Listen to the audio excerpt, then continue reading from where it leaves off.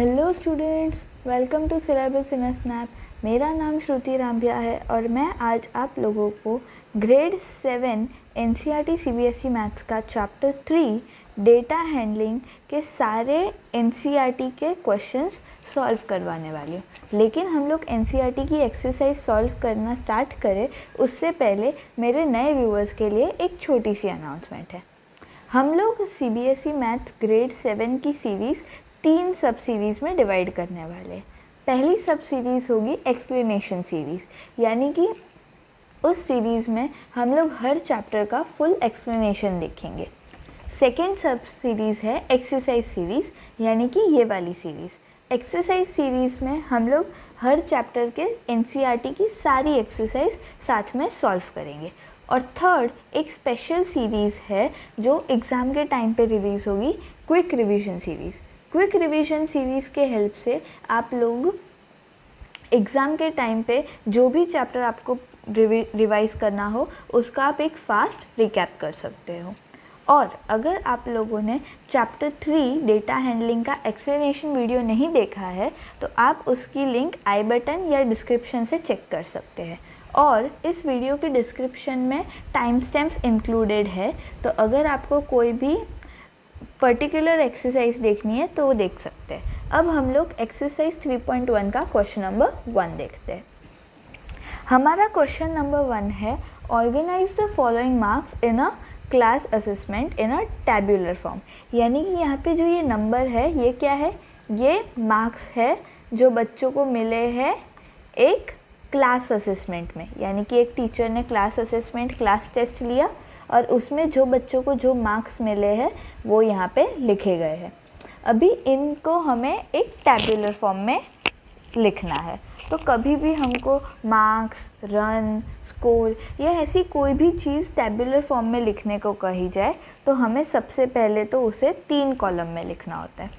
First column होती है marks, यानी कि यहाँ पे हमारे केस में मार्क्स है, लेकिन दूसरे क्वेश्चन में रन्स हो सकते हैं, स्कोर हो सकते हैं, लेकिन यहाँ पे मार्क्स यानी कि बच्चों को कौन से मार्क्स मिले। 1 मार्क्स मिले हैं, 2 मार्क्स मिले हैं, 3 मार्क्स मिले, ऐसे एक्सेट्रा कितने मार्क्स, कौन से मार्क्स मिले।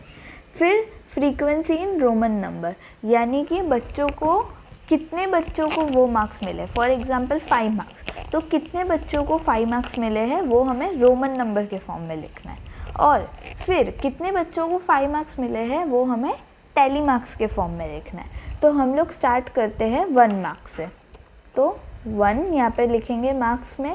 फिर फ्रीक्वेंसी इन रोमन नंबर, यहाँ पे 1 कितनी बार लिखा गया है, यहाँ पे 1 सिर्फ एक ही बार है, यानी कि सिर्फ एक ही बच्चे को 1 मार्क मिला है, इसलिए फ्रीक्वेंसी इन रोमन नंबर में लिखेंगे 1 और अभी 1 को टैली मार्क्स के फॉर्म में लिखेंगे। फिर नेक्स्ट है 2 मार्क्स, यानी कि कितने बच्चों को सिर्फ 2 मार्क्स मिले हैं। तो यहाँ पे देखो एक 2 यहाँ पे है और दूसरा 2 यहाँ पे है, इसका मतलब कि 2 बच्चों को 2 मार्क्स मिले, इसलिए फ्रीक्वेंसी इन रोमन नंबर हो जाएगा 2 और यहाँ पे 2। फिर नेक्स्ट है 3 मार्क्स, यानी कि कितने बच्चों को 3 मार्क्स मिले हैं। तो यहाँ पे सिर्फ एक ही 3 है, इसका मतलब 3 मार्क्स सिर्फ और सिर्फ एक ही बच्चे को मिले, इसलिए यहाँ पे लिखेंगे 1 और यहाँ पे भी 1। फिर आते हैं 4 मार्क्स पे, यानी कि 4 मार्क्स कितने बच्चों को मिले। तो यहाँ पे हम लोग काउंट करते हैं 1, 2 एंड 3, यानी कि 4 मार्क्स 3 बच्चों को मिले, इसलिए यहाँ पे फ्रीक्वेंसी इन रोमन नंबर में 3 और यहाँ पे टैली मार्क्स में 3। फिर यहाँ पे लिखेंगे 5 मार्क्स कितने बच्चे को मिले। तो यहाँ पे काउंट करते हैं 1, 2, 3, 4 और 5, यानी कि 5 मार्क्स 5 बच्चों को मिले। तो फ्रीक्वेंसी इन रोमन नंबर में लिखेंगे 5 और यहाँ पे टैली मार्क्स में भी 5 लिखेंगे। फिर 6 मार्क्स, यानी कि 6 मार्क्स कितने बच्चों को मिले हैं। तो यहाँ पे काउंट करते हैं 1, 2, 3 and 4, यानी 6 मार्क्स 4 बच्चों को मिले। तो यहाँ पे 4 लिखेंगे और यहाँ पे टेली मार्क्स के फॉर्म में लिखेंगे 4। फिर 7 मार्क्स, 7 मार्क्स कितने बच्चों को मिले हैं? यहाँ पे 1 और 2, यानी कि 7 मार्क्स 2 बच्चों को मिले। तो यहाँ पे टेली मार्क्स के फॉर्म में लिखेंगे 2। फिर 8 मार्क्स, तो 8 मार्क्स यहाँ पे सिर्फ एक ही बच्चे को मिले हैं, इसलिए यहाँ पे लिखेंगे 1 और टेली मार्क्स में 1। फिर आता है 9 मार्क्स, तो 9 मार्क्स एक ही बच्चे को मिले हैं यहाँ पे, इसलिए यहाँ पे 1 आ जाएगा और यहाँ पे भी 1।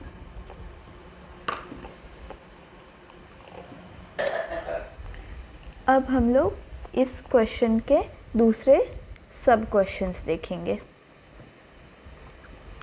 फर्स्ट सब क्वेश्चन है which number is the highest, यानी कि हाईएस्ट मार्क्स क्या है। तो हाईएस्ट मार्क्स 9 है, इसलिए यहाँ पे लिखेंगे 9।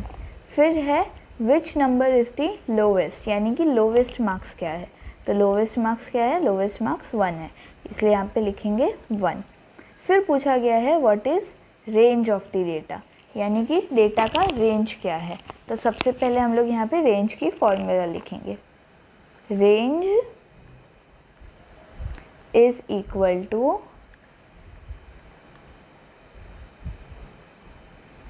Highest observation minus lowest observation. Okay, तो रेंज क्या हो जाएगी? हाईएस्ट ऑब्जर्वेशन यानी कि हाईएस्ट मार्क्स, तो हाईएस्ट मार्क्स क्या है? 9, और लोवेस्ट ऑब्जर्वेशन यानी कि लोवेस्ट मार्क्स, लोवेस्ट मार्क्स क्या है? 1, तो 9 माइनस 1 हो जाएगा 8, इसीलिए इस डेटा की रेंज क्या है?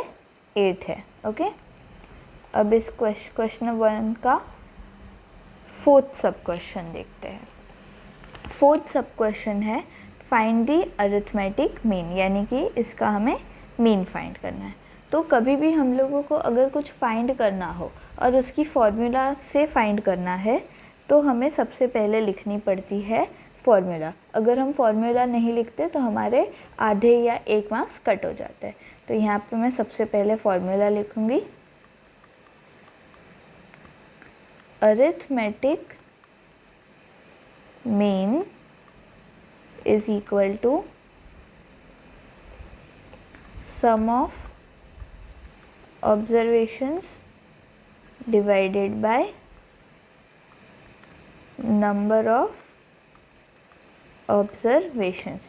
अभी यहाँ पे observations का sum, यानी कि ये सारे मार्क्स का सम, मार्क्स का सम यहाँ पे हो जाएगा 100। ओके, और कितने ऑब्जर्वेशंस है यानी कितने मार्क्स है, तो यहाँ पे काउंट कर लेते हैं 1 2 3 4 5 6 7 8 9 10 11 12 13 14 15 16 17 18 19 और 20, यानी कि नंबर ऑफ ऑब्जर्वेशंस 20 है, इसलिए डिवाइडेड बाय 20। 100 डिवाइडेड बाय 20 कितना होता है? 5, यानी कि इस डेटा की अरिथमेटिक मीन 5 है। तो यहाँ पे लिखेंगे arithmetic mean is equal to 5। Okay, अब देखते हैं क्वेश्चन नंबर 2। क्वेश्चन नंबर 2 है find mean of the first 5 whole numbers, यानी कि फर्स्ट 5 होल नंबर्स का मीन फाइंड करना है। तो सबसे पहले तो हम लोग लिखेंगे कि फर्स्ट 5 होल नंबर्स कौन कौन से हैं। यहाँ पे लिखेंगे फर्स्ट 5 होल नंबर्स, तो ये हो जाएगा 0, क्योंकि होल नंबर है इसलिए 0 भी आएगा। 1 2 3 एंड 4, तो ये हो गए हमारे 5 होल नंबर्स। अभी मीन की फॉर्मूला लिखेंगे। Mean is equal to sum of observations divided by number of observations। अभी observations का sum यानी कि 0 + 1 1, 1 + 2 3, 3 + 3 6, 6 + 4 10, यानी कि observations का sum क्या है 10। और number of observations कितनी है 5 है, यहाँ पे हमको पता ही है फर्स्ट 5 होल नंबर्स इसलिए 5। तो 10 डिवाइडेड बाय 5 क्या होता है 2। अभी वैसे देखने जाए तो ये वर्ड प्रॉब्लम नहीं है, लेकिन तो भी इसका आंसर स्टेटमेंट हम लोग लिखेंगे। तो यहाँ पे लिखेंगे answer the mean of first 5 whole numbers is 2। Okay, फिर देखते हैं थर्ड क्वेश्चन। थर्ड क्वेश्चन है a cricketer score the following runs in 8 innings, यानी एक क्रिकेटर है उसने 8 इनिंग्स में रिस्पेक्टिव रन्स स्कोर किए। फाइंड द मीन स्कोर, यानी कि अभी इसका हमें मीन स्कोर फाइंड करना है। तो यहाँ पे लिखेंगे mean is equal to sum of observations upon number of observations. तो यहाँ पे सारे रन्स का टोटल हो जाएगा 400 और डिवाइड बाय 8, क्योंकि यहाँ पे हमको क्लियरली बोला गया है 8 इनिंग्स, तो 8। 400 को यहाँ पे हम लोग 8 से डिवाइड कर लेते हैं साइड पे। तो 8 5 ज़ा 40, रिमाइंडर 0, यहाँ पे ये 0 नीचे आएगा तो एक 0 ऊपर लगेगा, तो ये हो जाएगा 50, यानी कि मीन स्कोर क्या है 50। तो यहाँ पे आंसर स्टेटमेंट लिखेंगे the mean score of the cricketer is 50। Okay, अब देखते हैं नेक्स्ट क्वेश्चन। नेक्स्ट क्वेश्चन है following table shows the points of each player scored in 4 games, यानी कि 3 प्लेयर्स हैं ए, बी और सी। उन्होंने 4 गेम्स खेली, गेम 1, गेम 2, गेम 3 और गेम 4। तो उन लोगों के जो स्कोर है वो यहाँ पे हमको टैबुलर फॉर्म में दी गए हैं। अभी यहाँ पे हमें टैबुलर फॉर्म के मदद से यहाँ पे इसके सब क्वेश्चंस को आंसर करना है। फर्स्ट सब क्वेश्चन है find the mean to determine as average number of points scored per game, यानी कि ए के पॉइंट्स का जो है उसका हमें मीन फाइंड करना है। तो यहाँ पे हम लोग लिखेंगे मीन इज इक्वल टू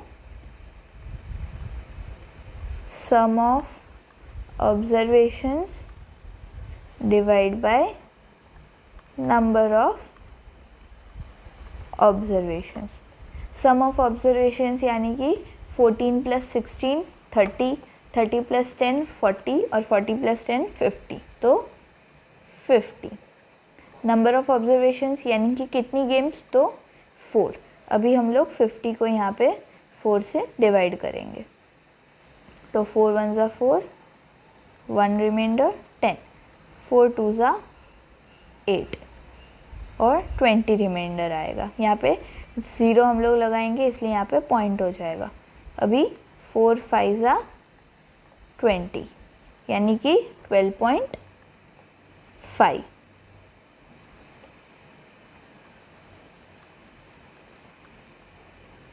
ठीक है, इसीलिए ए का मीन स्कोर क्या है 12.5। अब देखते हैं next sub question. To find the mean number of points per game. For C, would you divide the total points by 3 और 4 और y? अभी यहाँ पे पहले तो देखते हैं कि C का हमें mean number of points find करने हैं पर गेम। तो हम लोग उसे 3 से डिवाइड करेंगे या 4 से डिवाइड करेंगे, और जो भी जिससे भी डिवाइड करेंगे क्यों। तो अभी देखो यहाँ पे बच्चे बहुत कंफ्यूज हो जाते हैं कि 0 है होगा तो हम लोग उसे 4 से डिवाइड करेंगे। 0 होगा इसका मतलब क्या कि सी ने वो गेम खेला लेकिन उसको पॉइंट्स 0 मिले। लेकिन यहाँ पे क्या है, सी ने एक गेम खेला ही नहीं है, गेम 3 खेला ही नहीं, इसीलिए हम लोग इसे 3 से डिवाइड करेंगे। तो यहाँ पे लिखेंगे we will divide the total points by 3 because he did not play the third game. अगर यहाँ पे डिड नॉट प्ले की जगह 0 होता तो हम इसे 4 से डिवाइड करते। क्यों? क्योंकि उसने गेम खेला लेकिन उसको कोई पॉइंट्स नहीं मिले, लेकिन यहाँ पे तो उसने खेला ही नहीं है, इसीलिए हम लोग इसे 3 से डिवाइड करेंगे। अब देखते हैं next sub question.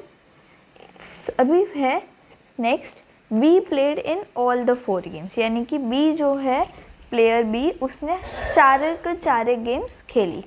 How would you find the mean, यानी कि आप मीन कैसे फाइंड करोगे, यानी कि बेसिकली 4 से डिवाइड करोगे या 3 से डिवाइड करोगे। तो इस केस में हम लोग डिवाइड करेंगे 4 से, क्योंकि उसने चारों गेम्स खेले हैं लेकिन गेम 1 में उसके पॉइंट्स नहीं आए। तो यहाँ पे हम लोग लिखेंगे 8 + 6 + 4 अपॉन 4। 8 + 6 14, राइट, और 14 + 4 8, यानी कि 18 अपॉन 4। इसे हम लोग ऐसे ही लिख देंगे। हमें यहाँ पे मीन फाइंड करने को नहीं बोला गया है, हमें बोला गया है कि मीन कैसे फाइंड करोगे, फाइंड करने को नहीं बोला गया, कैसे फाइंड करना है पूछा है, इसलिए यहाँ पे सिर्फ 18 डिवाइडेड बाय 4 ही लिखना है। अब देखते हैं next question, who is the best performer, यानी कि किस प्लेयर ने सबसे अच्छा परफॉर्म किया। तो अच्छा परफॉर्म करने के लिए हमें सारे प्लेयर्स का टोटल स्कोर फाइंड करना होगा। तो हम लोग यहाँ पे पहले प्लेयर ए का टोटल स्कोर फाइंड करते हैं। तो ये हो जाएगा 14 + 16 + 10 + 10। 14 + 16 होगा 30, 30 + 10 40 और 40 + 10 50, यानी प्लेयर ए का टोटल स्कोर क्या था, 50 था। अभी प्लेयर बी का फाइंड करते हैं।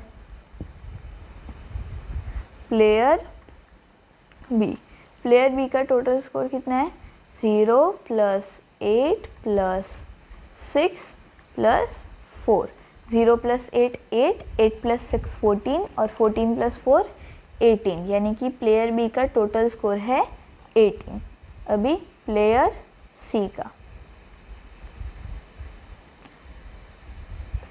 8 + 11 प्लस गेम 3 उसने खेली ही नहीं है, इसीलिए +13। तो 8 + 11 हो जाएगा 19 और 19 + 13 हो जाएगा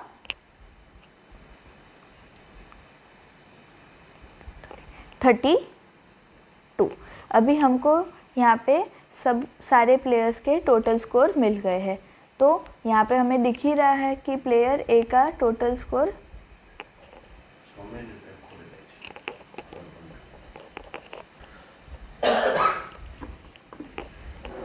प्लेयर ए का जो टोटल स्कोर है वो सबसे ज़्यादा है, इसीलिए प्लेयर ए इज़ द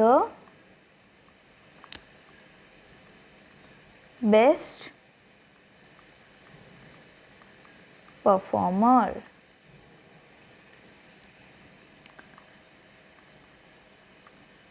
अब देखते हैं नेक्स्ट क्वेश्चन को। नेक्स्ट 5th क्वेश्चन है हमारा, the marks out of 100 obtained by a group of students in science test are these. Find the first sub question, highest and lowest marks obtained by the student. यानी कि एक science test लिया गया, उसमें एक group of students को इतने marks मिले आउट ऑफ 100। तो हमें यहाँ पे फर्स्ट सब क्वेश्चन है, find the highest and lowest marks. तो यहाँ पे हाईएस्ट मार्क्स है 95। तो यहाँ पे हम लोग लिखेंगे हाईएस्ट मार्क्स इज 95 और लोवेस्ट मार्क्स क्या है, तो लोवेस्ट मार्क्स है 39। तो यहाँ पे लिखेंगे लोवेस्ट मार्क्स आर 39। फिर सेकेंड सब क्वेश्चन क्या है, range of the marks obtained, यानी कि रेंज फाइंड करनी है। तो सबसे पहले फॉर्मूला लिखेंगे,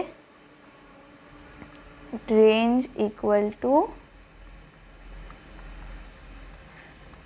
highest observation minus lowest observation. Highest observation क्या है 95 और लोवेस्ट ऑब्जर्वेशन क्या है 39। तो 95 माइनस 39 कितना होता है 56। इसलिए रेंज क्या है हमारी 56। फिर थर्ड सब क्वेश्चन है, mean marks obtained by the group, यानी कि मीन मार्क्स फाइंड करने। तो सबसे पहले यहाँ पे फॉर्मूला लिखेंगे मीन की, mean is equal to sum of observations divided by number of observations.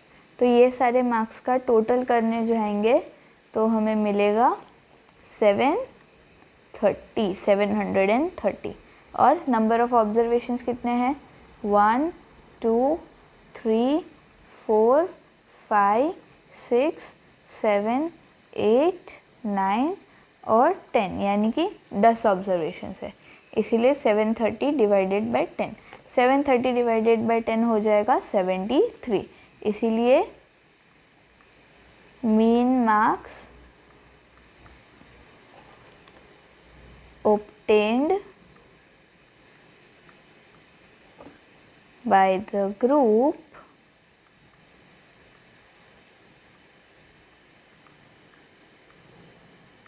is 73।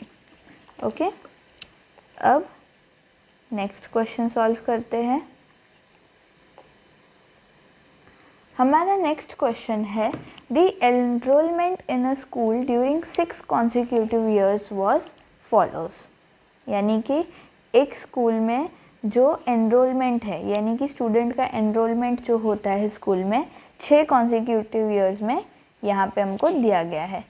Find the mean enrolment of the school for this period, यानी कि इसका हमें मीन फाइंड करना है। तो सबसे पहले हम लोग लिखेंगे formula, mean is equal to sum of observations divide by number of observations. तो ये सारे ऑब्जर्वेशंस है 1555, 1670, 1750। तो इनका टोटल क्या होगा, इनका टोटल होगा 12,348 और नंबर ऑफ ऑब्जर्वेशंस क्या है 6, क्योंकि यहाँ पे हमको पहले ही बोला गया है 6 consecutive years। तो 12348 डिवाइडेड बाय 6। तो यहाँ पे हम लोग डिवाइड कर लेते हैं।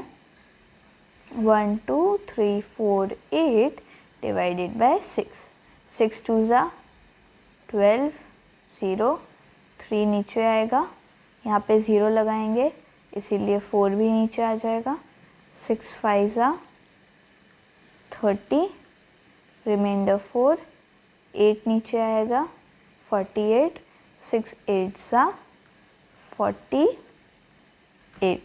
तो ये हो जाएगा 2058, इसीलिए मीन क्या है 2058। अभी यहाँ पे हम लोग लिख देते हैं answer statement, the mean enrollment of the school for this period is 2058 यानी कि 2058। अब देखो ये हमारा नेक्स्ट क्वेश्चन है, द रेनफॉल इन mm यानी कि millimetre in a city for 7 days of a certain week was recorded as follows, यानी कि एक सिटी में 7 दिन यानी कि एक वीक में जितना रेनफॉल हुआ मिलीमीटर में वो यहाँ पे लिखा गया है। अभी फर्स्ट सब क्वेश्चन है, find the range of the rainfall in the above data. तो range is equal to highest observation minus lowest observation. यहाँ पे हाईएस्ट ऑब्जर्वेशन क्या है, यहाँ पे हाईएस्ट ऑब्जर्वेशन है 20.5, तो ये हो जाएगा 20.5। लोवेस्ट ऑब्जर्वेशन क्या है, लोवेस्ट ऑब्जर्वेशन है 0.0 यानी कि माइनस 0.0। अभी 20.5 माइनस 0.0 कितना होगा 20.5, इसीलिए रेंज क्या है 20.5। तो यहाँ पे लिखेंगे answer, the range of the rainfall is 20.5 millimeter। अब नेक्स्ट सब क्वेश्चन देखते हैं। नेक्स्ट सब क्वेश्चन है, the rainfall find the mean rainfall for the week, यानी कि पूरे वीक में जितना रेनफॉल हुआ उसका मीन फाइंड करना है। तो यहाँ पे लिखेंगे mean is equal to sum of observations divided by number of observations। तो observations का sum कितना होगा 41.3, बिकॉज यहाँ पे टोटल करेंगे तो 41.3 आएगा। नंबर ऑफ ऑब्जर्वेशन 7 है क्योंकि एक वीक में 7 दिन होते हैं। अभी 41.3 को हम लोग डिवाइड करेंगे 7 से, तो 7 5 ज़ा 35, रिमाइंडर 6, यहाँ पे 0.3 नीचे आएगा इसलिए यहाँ पे भी पॉइंट लगेगा, 7 9 ज़ा 63 यानी कि 63। तो आंसर आ गया 5.9। यहाँ पे हम लोग आंसर लिखेंगे, answer statement, answer the mean rainfall for the week is 5.9 millimetre. अब देखते हैं नेक्स्ट क्वेश्चन। नेक्स्ट क्वेश्चन हमारा, on how many days was the rainfall less than the mean rainfall, यानी कि जो मीन रेनफॉल था उससे कितने दिन लेस था। तो मीन रेनफॉल क्या है, यहाँ पे हम लोगों ने देखा है, यहाँ पे मीन रेनफॉल है हमारा 5.9। तो यहाँ पे लिख देते हैं mean rainfall equal to 5.9 millimetre. अब कितने दिन मीन रेनफॉल से कम रेनफॉल हुआ, तो यहाँ पे देखते हैं 0.0, 5.9 से कम है इसीलिए 1, फिर 12.2 तो 5.9 से ज़्यादा है, फिर 2.1 5.9 से छोटा है इसीलिए 2, 0.0 छोटा है 3, 20.5 बड़ा है, 5.5 यानी कि छोटा है इसलिए 4 और 1.0 यानी कि 5। तो पूरे वीक में 5 दिन जो रेनफॉल हुआ है वो मीन रेनफॉल से कम हुआ है। तो यहाँ पे लिखेंगे the rainfall was less than the mean rainfall for 5 days, यानी कि 5 दिन तक मीन रेनफॉल से कम रेनफॉल हुआ। अब देखते हैं नेक्स्ट क्वेश्चन को।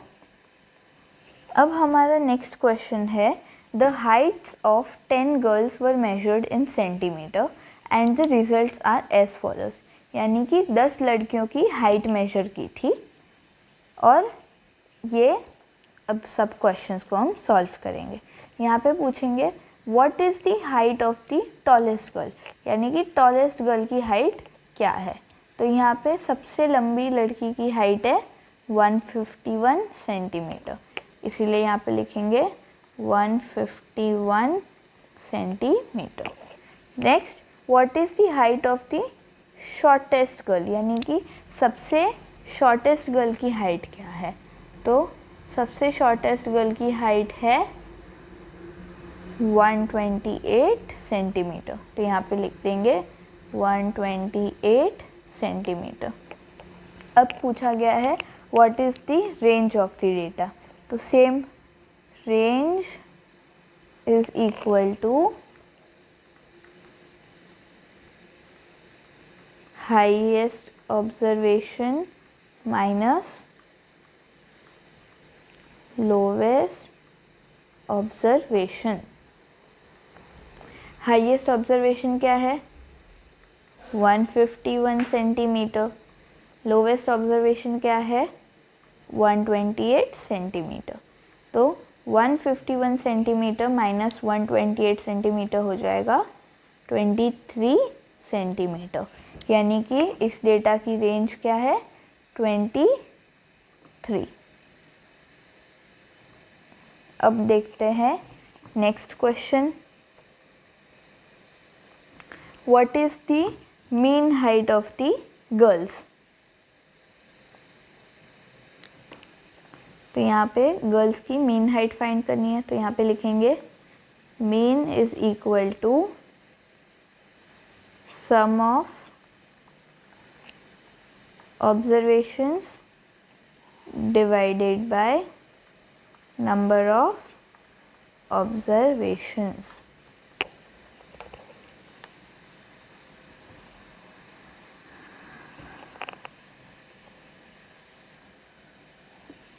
तो यहाँ पे सारी ऑब्जर्वेशंस का सम क्या है 1414।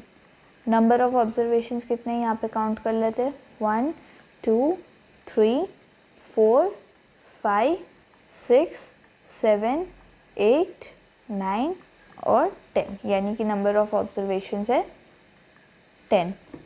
अभी 1414 डिवाइडेड बाय 10, तो अगर आप लोगों को याद होगा हमने previous chapter fractions and decimals में पढ़ा था कि अगर किसी भी नंबर को हमें 10 या 10 से के मल्टीपल से डिवाइड करना है तो जो पॉइंट है वो टुवर्ड्स लेफ़्ट शिफ्ट होता है और जितने ज़ीरोज़ है उतने प्लेसेस से शिफ्ट होता है। तो यहाँ पे कितने ज़ीरो है, एक ज़ीरो है, इसलिए पॉइंट यहाँ पे क्योंकि 11414 नहीं है तो 1414.0 है। तो यहाँ पे पॉइंट कौन से प्लेस पे शिफ्ट होगा, यहाँ पे होगा। तो ये बन जाएगा 141.4 सेंटीमीटर, यानी कि मीन हाइट क्या है 141.4 सेंटीमीटर। तो यहाँ पे लिखेंगे answer the mean height of girls is 141.4। अभी फिफ्थ है, how many girls have Heights more than mean height, यानी कि कितनी लड़कियों की हाइट मीन हाइट से ज़्यादा है। तो यहाँ पे देखते हैं 135 नहीं, 150 हाँ, 139 नो, 128 नो, 151 यस, इसलिए 2, 132 no, 146 yes, 149 yes, 143 yes, 141 no, क्योंकि मीन हाइट क्या है 141.4, इसीलिए 5 लड़कियों की हाइट मीन हाइट से ज़्यादा है। तो यहाँ पे लिखेंगे 5 girls have Heights more than the mean height. Okay.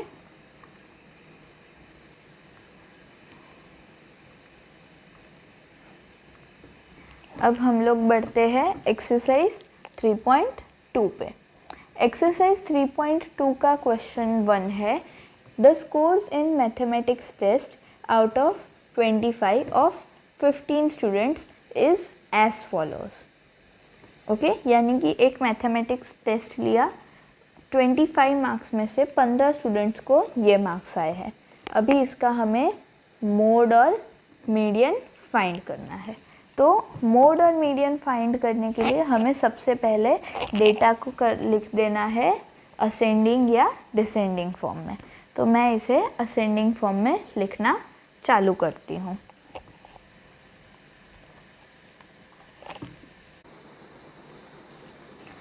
इसको अगर हम लोग असेंडिंग ऑर्डर में लिखेंगे तो हो जाएगा 5, 9, 10, 12, 15, 16, 19, 20, 23,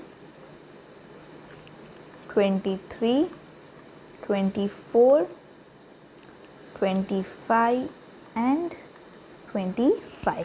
तो यहाँ पे हम लोग सबसे पहले मोड फाइंड कर लेते हैं। तो मोड कैसे हम लोग फाइंड करेंगे? मोड क्या होता है? मोड वो वैल्यू होती है जो एक डेटा सेट में सबसे ज़्यादा फ्रीक्वेंटली आती है।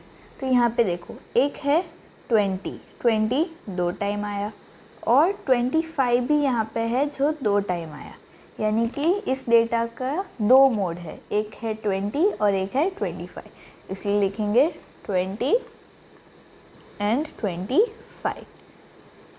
अब हम लोग फाइंड करेंगे मीडियन।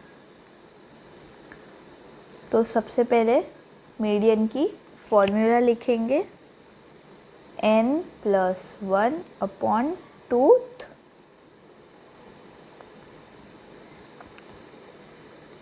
ऑब्जर्वेशन। अभी यहाँ पे n क्या है 15, क्योंकि 15 स्टूडेंट है, तो ये हो जाएगा 15+1/2th ऑब्जर्वेशन। 15+1 यानी कि 16/2th ऑब्जर्वेशन।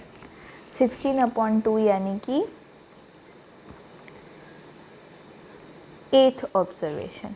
अब इस डेटा में 8th ऑब्जर्वेशन क्या है, तो यहाँ पे फाइंड करते हैं 1 2 3 4 5 6 7 8, यानी कि 8th ऑब्जर्वेशन है 20, इसीलिए मीडियन क्या है, मीडियन है 20। अब यहाँ पे क्या पूछा है, आर दे सेम, यानी कि मोड और मीडियन सेम है, तो हाँ मोड 20 है और मीडियन भी 20 है, इसलिए लिखेंगे यस दे आर सेम। अब बढ़ते हैं क्वेश्चन नंबर 2 पे।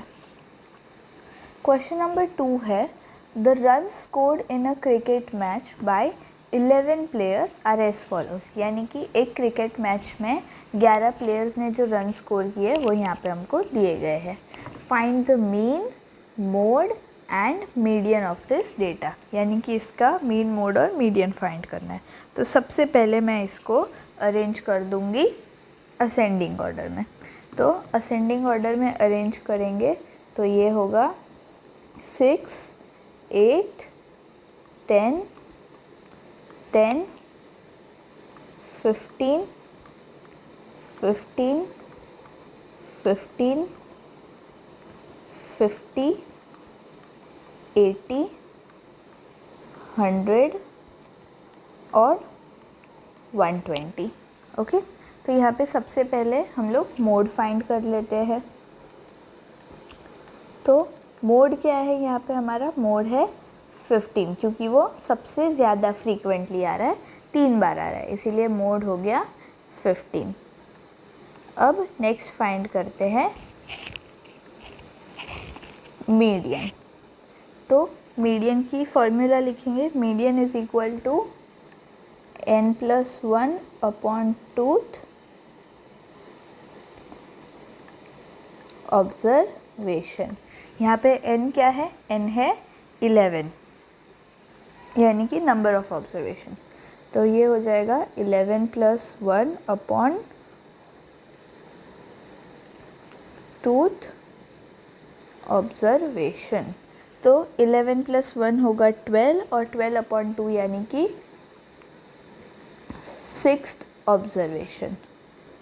यहाँ पे 6th ऑब्जर्वेशन कौन सी है, 1, 2, 3, 4, 5, 6। 6th ऑब्जर्वेशन है 15, इसीलिए मीडियन क्या है, 15 है। अब हम लोग फाइंड करेंगे मीन। तो यहाँ पे सबसे पहले लिखेंगे mean is equal to sum of observations divide by number of observations. ये सारे ऑब्जर्वेशंस का सम हो जाएगा 429 और नंबर ऑफ ऑब्जर्वेशंस कितने हैं, 11। 429 डिवाइडेड बाय 11 क्या हो जाएगा, 39। अब यहाँ पे क्या पूछा गया है, आर द 3 सेम। तो यहाँ पे लिखेंगे no they are not same but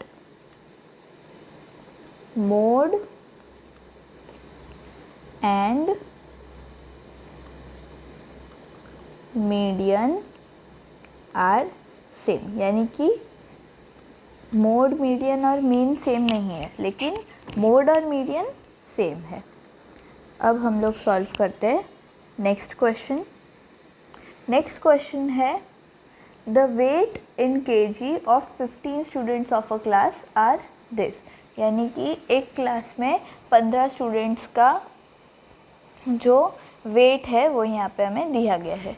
first सब क्वेश्चन है find the mode and median of this data. तो सबसे पहले मोड और मीडियन फाइंड करने के लिए इसे हमें अरेंज करना होगा असेंडिंग ऑर्डर में। तो असेंडिंग ऑर्डर में अरेंज करेंगे तो होगा 32, 35, 36, 37,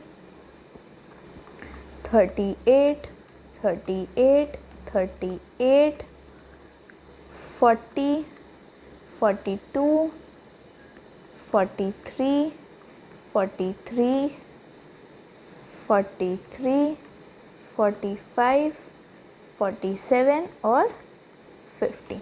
अभी मोड यानी कि सबसे फ्रीक्वेंटली जो आता है, तो यहाँ पे एक है 38 जो 3 बार आया है और दूसरा है 43, यानी कि 2 मोड है, तो 38 एंड 43। अब हम लोग फाइंड करते हैं median.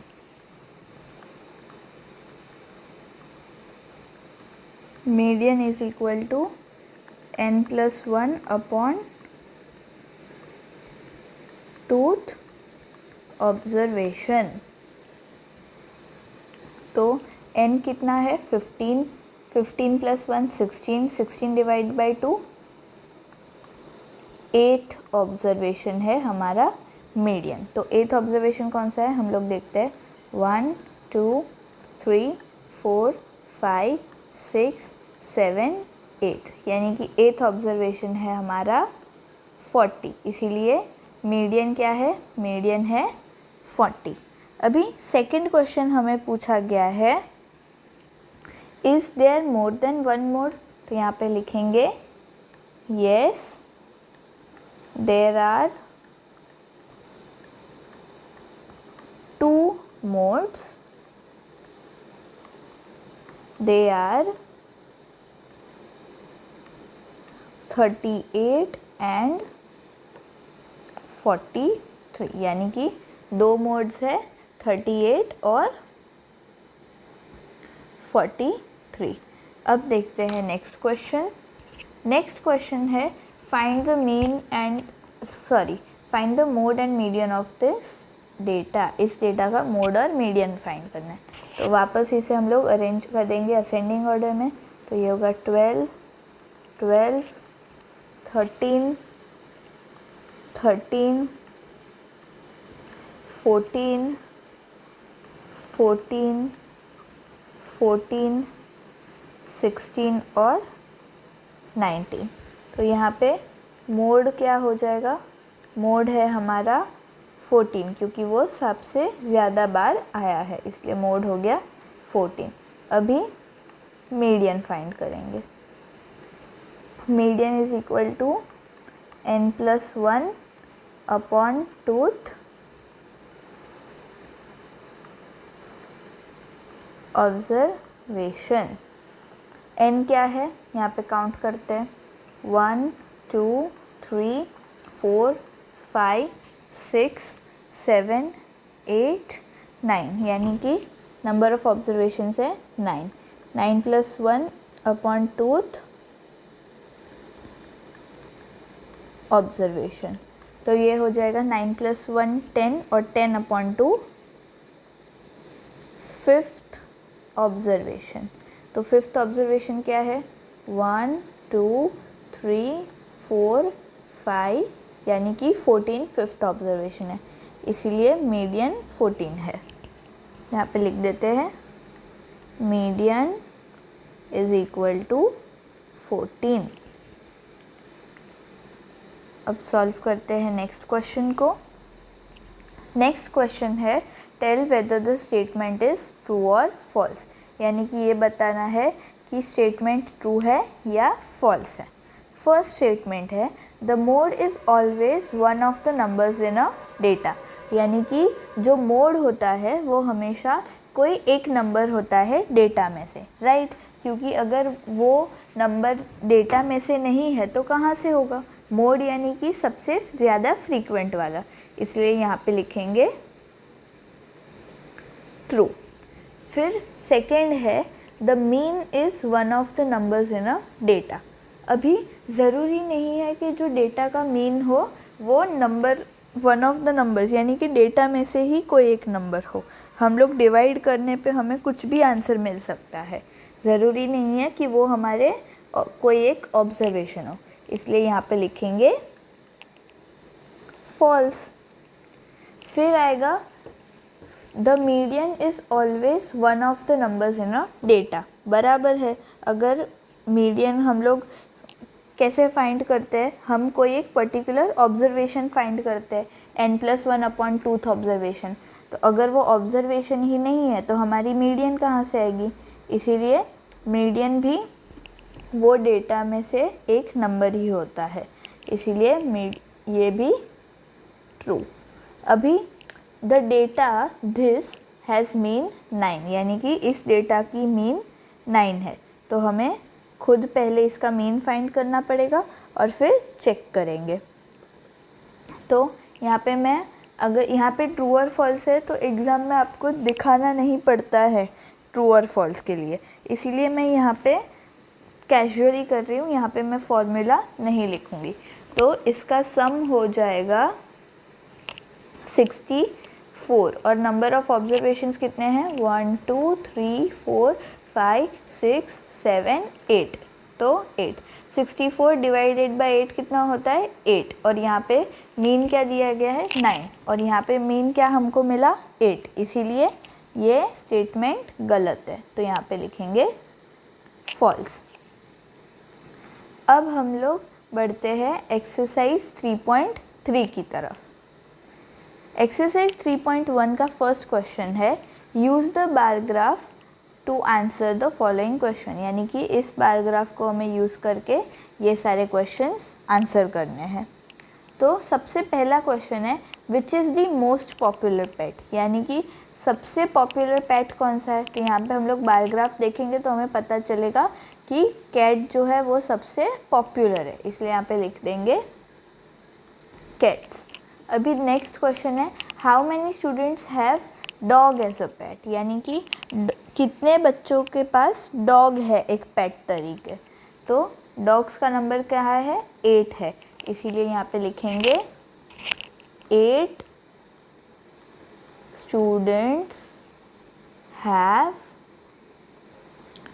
Dog as a pet. फिर नेक्स्ट क्वेश्चन, क्वेश्चन नंबर 2,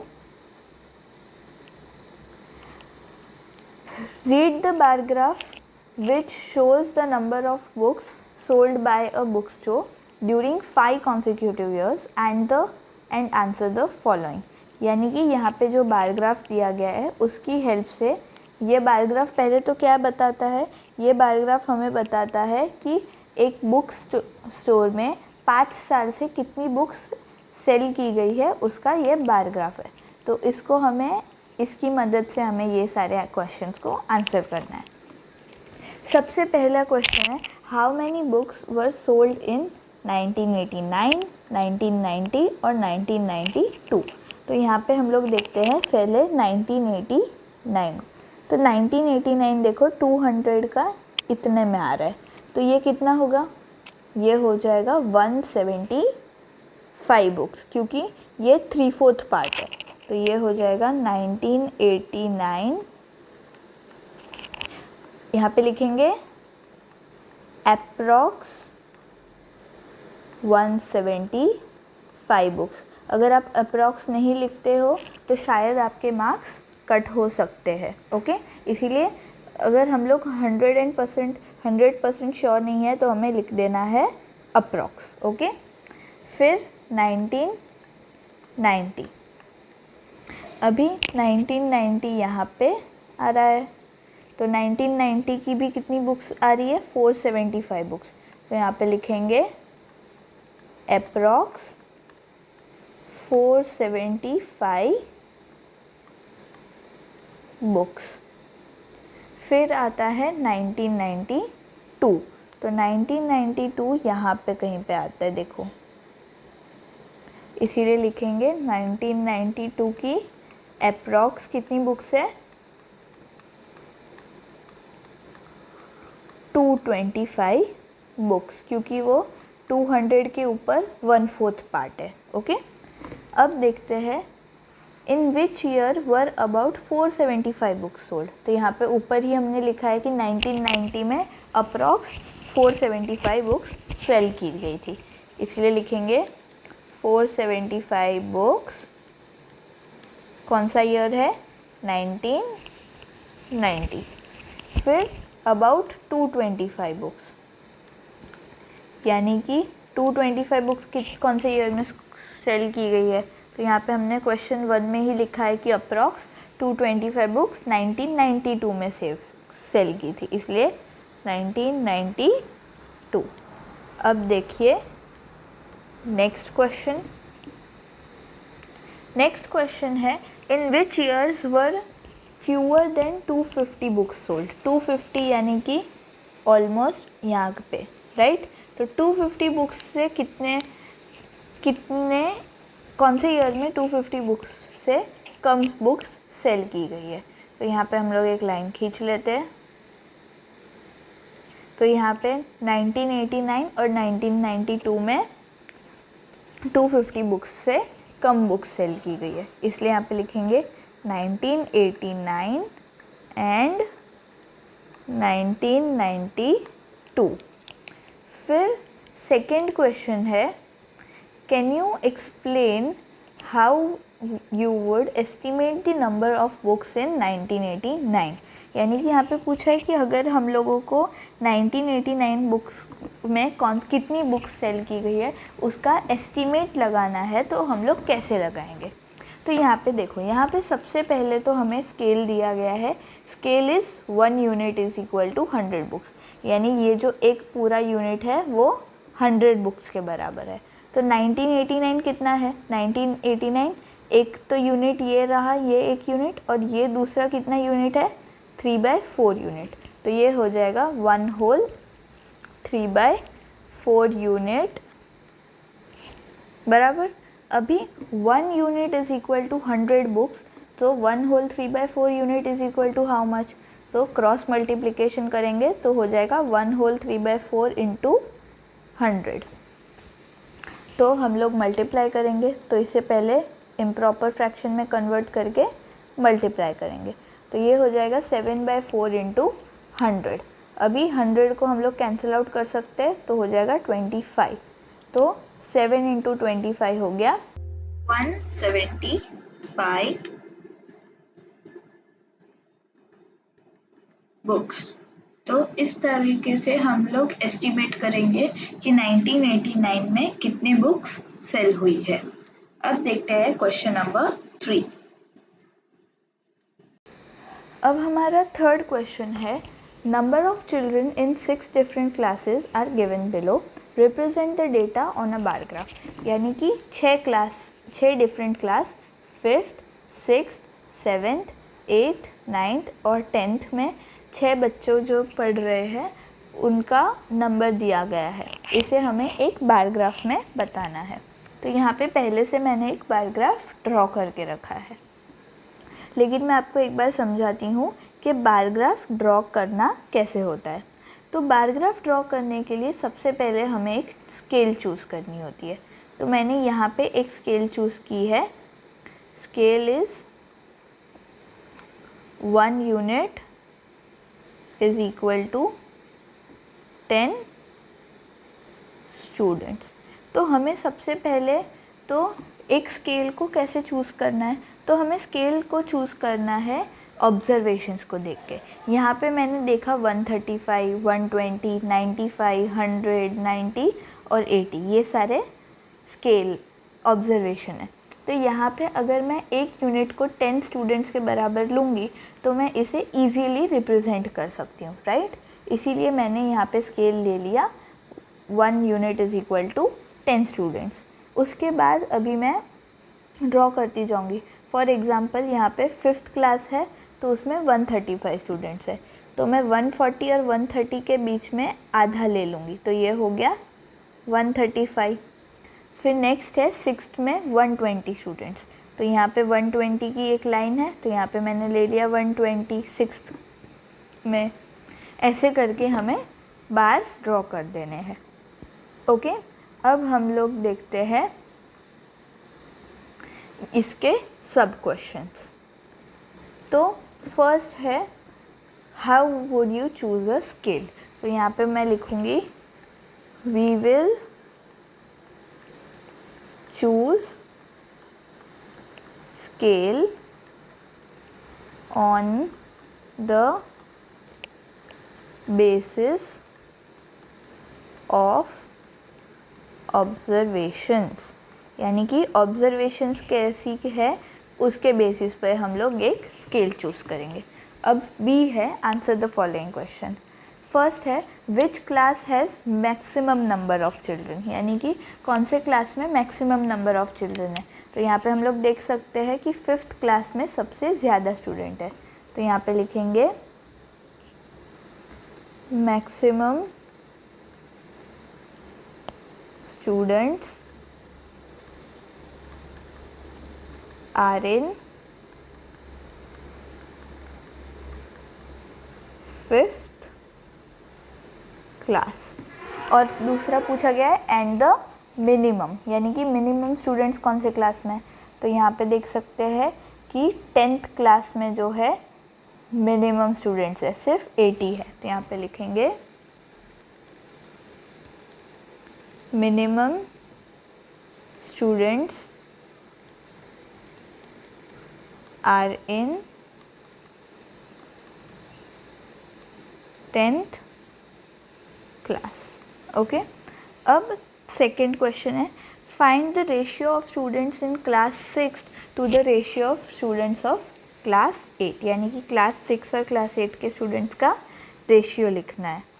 तो ये हो जाएगा क्लास 6 का है 120 और क्लास 8 का है 100। तो इसे हमें पहले तो रिड्यूस करना पड़ेगा।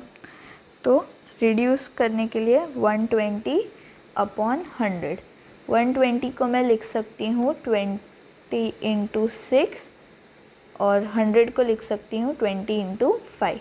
यहाँ पे 20 न्यूमरेटर डिनोमिनेटर में कॉमन है इसलिए कैंसिल आउट हो जाएगा। तो बचेगा 6 अपॉन 5। तो 6 अपॉन 5 को रेशियो में लिखेंगे तो हो जाएगा 6:5। इसीलिए the ratio of students of class 6 to the students of class 8 है 6:5।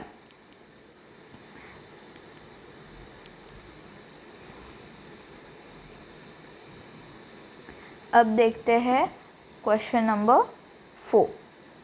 क्वेश्चन नंबर 4 है the performance of a student in first term and second term is given, यानी कि ये जो टेबल है इसमें फर्स्ट टर्म और सेकेंड टर्म का परफॉर्मेंस दिया गया है। Draw a double bar graph choosing appropriate scale and answer the question. यहाँ पे मैंने ऑलरेडी बार ग्राफ ड्रॉ करके रखा है। अभी यहाँ पे सेम हम लोग जो स्केल चूज़ करते हैं वैसे स्केल चूज़ करनी है और डबल बार ग्राफ बनाना है, इसीलिए 2-2 बार बनानी है। अभी एग्ज़ाम के टाइम पे आपको ज़्यादा कलर आपको यूज़ नहीं करना है। एग्ज़ाम के टाइम पे आप जस्ट डिफरेंट पैटर्न्स बना सकते हो कि एक में एक ऐसी स्टैंडिंग लाइंस बना दी, दूसरे में स्लैंट लाइन बना दी। और फिर यहाँ पे हमें लिखना है, फॉर एग्ज़ाम्पल मैंने स्लैंटिंग लाइन यूज़ की है फर्स्ट टर्म के लिए और स्टैंडिंग लाइन यूज़ की है सेकेंड टर्म के लिए। तो हमें यहाँ पे ऐसे लिख देना है। ओके, यहाँ पे मैंने कलर्स लिए हैं, लेकिन अगर आपको एग्ज़ाम में कलर्स नहीं लेने हैं तो आप ऐसे डिफरेंट पैटर्न्स भी बना सकते हो। ओके, अब हम लोग आंसर करते हैं क्वेश्चंस को। हमारा फर्स्ट सब क्वेश्चन है in which subject has the child improved his performance the most, यानी कि कौन से सब्जेक्ट में उसका जो परफॉर्मेंस है वो सबसे ज़्यादा इम्प्रूव हुआ है। तो यहाँ पे हम लोग डिफरेंस फाइंड करेंगे। तो इंग्लिश में 3 मार्क्स से जो है उस बच्चे का परफॉर्मेंस इम्प्रूव हुआ है, क्योंकि 670 - 67 होगा 3। फिर हिंदी में उसको फर्स्ट टर्म में 72 मार्क्स आए थे और सेकेंड टर्म में 65 मार्क्स आए, यानी कि इसमें तो उसके मार्क्स इनफैक्ट इम्प्रूव के जगह उसके डिक्रीज़ हुए, यानी कि परफॉर्मेंस नीचे गया है। इसीलिए यहाँ पे लिखेंगे 72 - 65 -7, यानी कि परफॉर्मेंस डिक्रीज़ हुआ है। फिर 88 फर्स्ट टर्म में थे मैथ्स में और 95 आए सेकेंड टर्म में, तो कितना इम्प्रूव हुआ? 7 मार्क्स से इम्प्रूव हुआ। फिर साइंस में फ़र्स्ट टर्म में 81 मार्क्स आए थे और सेकेंड टर्म में आए 85 मार्क्स, तो 4 मार्क्स से इम्प्रूव हुआ। सोशल साइंस में फ़र्स्ट टर्म में आए थे 73 मार्क्स और सेकेंड टर्म में आए 75 मार्क्स, यानी कि 2 मार्क्स से इम्प्रूव हुआ। इसीलिए सबसे ज़्यादा कहाँ पे इम्प्रूव हुआ है? सबसे ज़्यादा इम्प्रूव हुआ है मैथ्स में। तो यहाँ पे लिखेंगे the child has improved his performance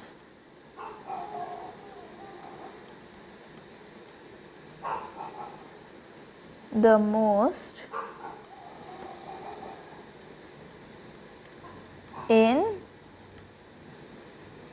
maths. Okay,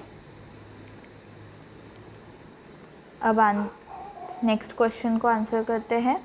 next question है in which subject the improvement is least. तो यहाँ पे 3 मार्क्स इम्प्रूव हुआ, यहाँ पे तो डिक्रीज़ हुआ, यहाँ पे 7 मार्क्स से इम्प्रूव हुआ, यहाँ पे 4 मार्क्स से इम्प्रूव हुआ और यहाँ पे 2 मार्क्स से इम्प्रूव हुआ, यानी कि सोशल साइंस में उसका इम्प्रूवमेंट सबसे लीस्ट हुआ। तो in social science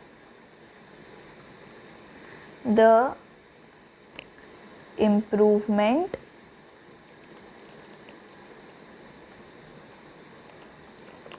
is the least।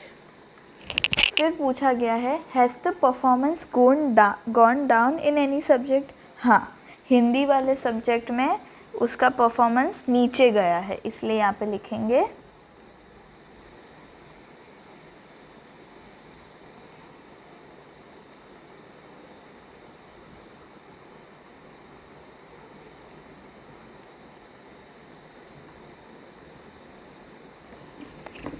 yes, the performance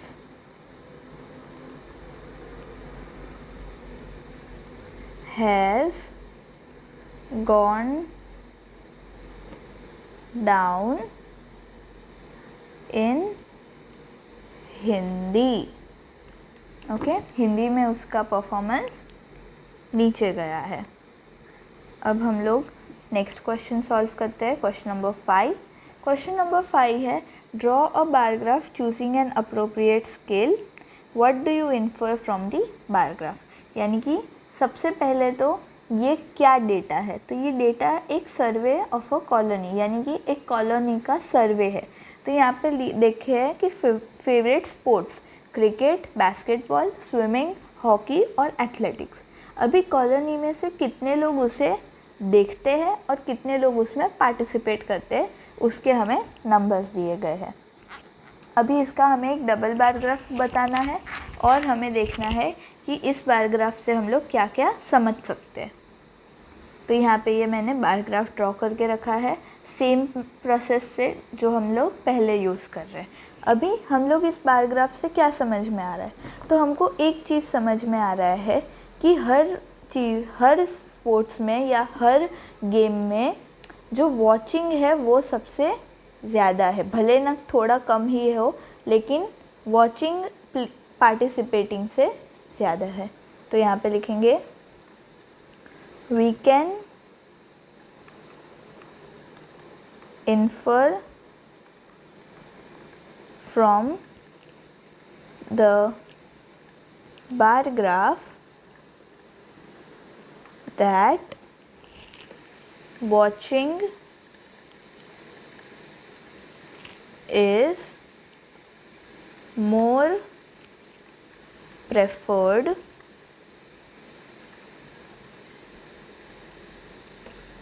by the colony than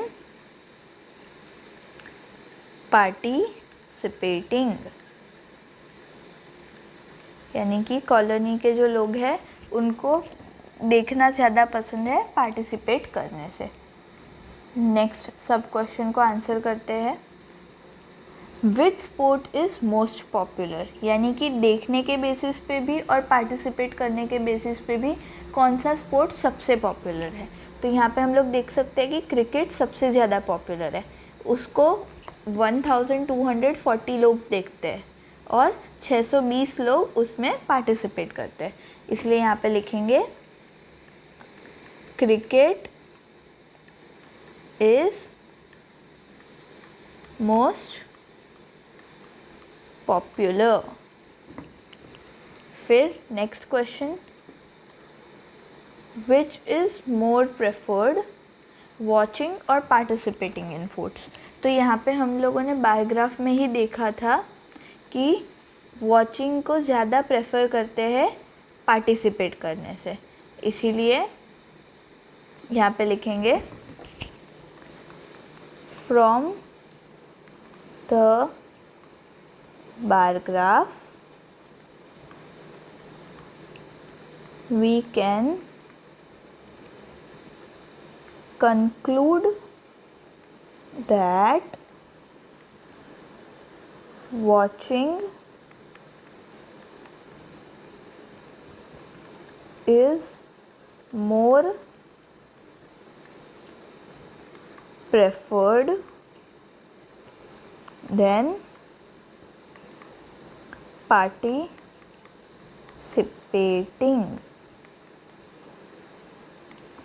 okay, अब हम लोग देखते हैं क्वेश्चन नंबर 6।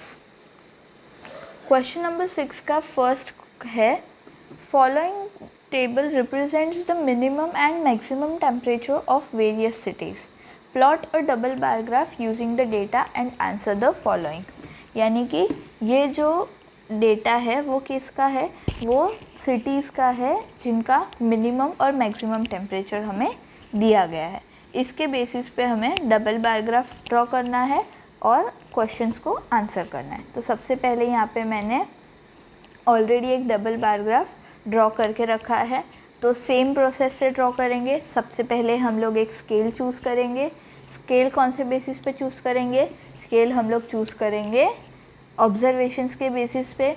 स्केल चूज़ करने के बाद उसके हिसाब से हम लोग बार्स बना देंगे। और डबल बार ग्राफ है तो दोनों बार्स को हमें एक डिस्टिंक्ट कलर्स देना है या कोई अलग पैटर्न देनी है, और नीचे लिख देना है कि यहाँ पे फॉर एग्जांपल मैंने ग्रीन कलर को यूज़ किया है मैक्स टेम्परेचर बताने के लिए और येलो कलर को यूज़ किया है मिनिमम टेम्परेचर बताने के लिए। ओके, अब हम लोग देखते हैं क्वेश्चंस को। फर्स्ट क्वेश्चन है, which city has the largest difference in the minimum and maximum temperature on the given date. यहाँ पे हम लोग बार ग्राफ का यूज़ करते हैं और बार ग्राफ के हेल्प से हम लोग देख सकते हैं कि जो जम्मू का डिफरेंस है मैक्सिमम टेम्परेचर में और मिनिमम टेम्परेचर में, वो सबसे ज़्यादा है दूसरे सिटीज़ के कंपैरिजन में। इसलिए यहाँ पे लिखेंगे from the double bar graph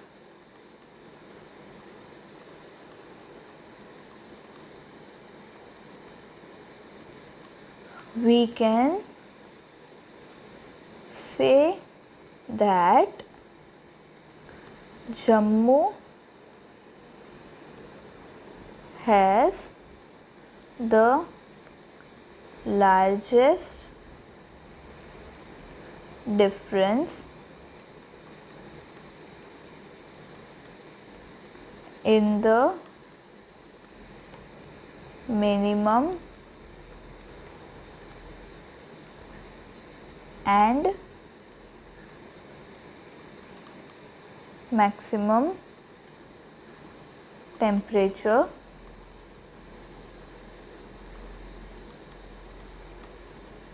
on the given date। Okay, फिर सेकेंड सब question, which is the hottest city and which is the coldest city. तो यहाँ पे हम लोगों को टेबल से ही देख लेते हैं कि हॉटेस्ट सिटी कौन सी है। तो हॉटेस्ट सिटी है जम्मू, क्योंकि 41 डिग्री सेल्सियस से किसी भी सिटी का टेम्परेचर ज़्यादा नहीं है। तो यहाँ पे लिखेंगे हॉटेस्ट सिटी इज़ जम्मू। और कोल्डेस्ट सिटी, तो कोल्डेस्ट सिटी है बेंगलोर, क्योंकि 21 डिग्री सेल्सियस से किसी भी सिटी का टेम्परेचर नीचे नहीं है, इसलिए यहाँ पे लिखेंगे कोल्डेस्ट सिटी इज़ बेंगलोर।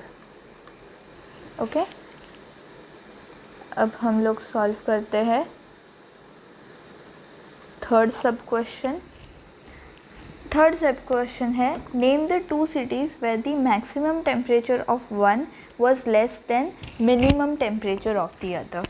यानी कि हमें कोई दो सिटीज़ बतानी है जिसमें से एक का मैक्सिमम टेम्परेचर है वो दूसरी सिटी के मिनिमम टेम्परेचर से भी कम है। यानी कि एक सिटी का मिनिमम टेम्परेचर मान लो 28 डिग्री सेल्सियस है, तो दूसरी सिटी का मैक्सिमम टेम्परेचर 28 से कम होना चाहिए। ऐसी सिटी हमें फाइंड करनी है। तो यहाँ पे जयपुर और बैंगलोर, देखो जयपुर का मिनिमम टेम्परेचर है 29 डिग्री सेल्सियस, लेकिन बेंगलोर का मैक्सिमम टेम्परेचर है 28 डिग्री सेल्सियस। ओके, यानी कि हम लोग लिख सकते हैं जयपुर एंड बैंगलोर। फिर हमारा फोर्थ सब क्वेश्चन है name the city which has the least difference between its minimum and maximum temperature. यानी कि कौन सी सिटी में सबसे कम डिफरेंस है मिनिमम और मैक्सिमम टेम्परेचर का। तो हम लोग बार ग्राफ देखते हैं। बार ग्राफ में जो मुंबई है उसमें मिनिमम और मैक्सिमम टेम्परेचर का डिफरेंस सबसे कम है, इसीलिए हमारा आंसर होगा मुंबई।